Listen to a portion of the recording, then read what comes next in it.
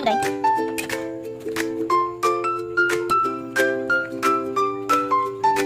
Pwede ma.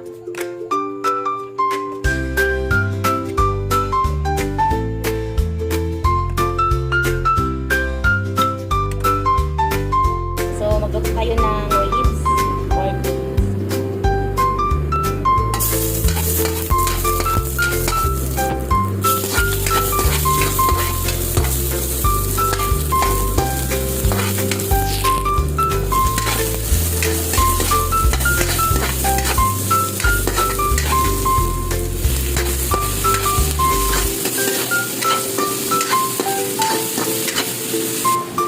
as you can see, pinalihan ko ng kamatis kasi hindi ako maglalagay ng sinigang mix. Ito kasi ito, maasim-asim yung lasa ng aking luto na pork ribs. So, ayan. So, pinalihan ko ng kamatis.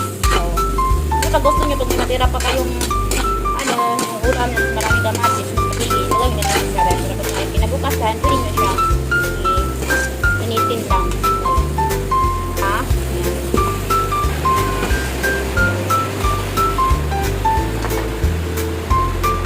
Maglalagay tayo ng asin para manunuot yung lata ng asin doon sa ating garlic magic syrup.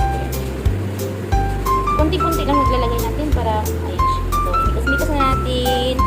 Imikos ng imikos. Imikos-mikos na natin ito.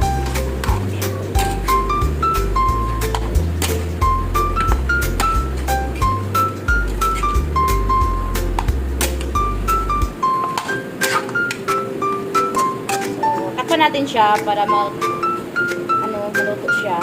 So, wag natin siyang lagyan ng tubig kasi magkaroon na siya ng sarili niyang tubig. So, yun ang magluto sa kanya. Keep this. So, tapanan natin siya. Hintayin na natin na maglambot yung ating karne.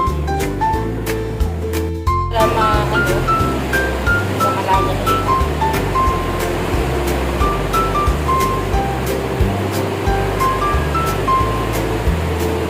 Let's takip-takip again.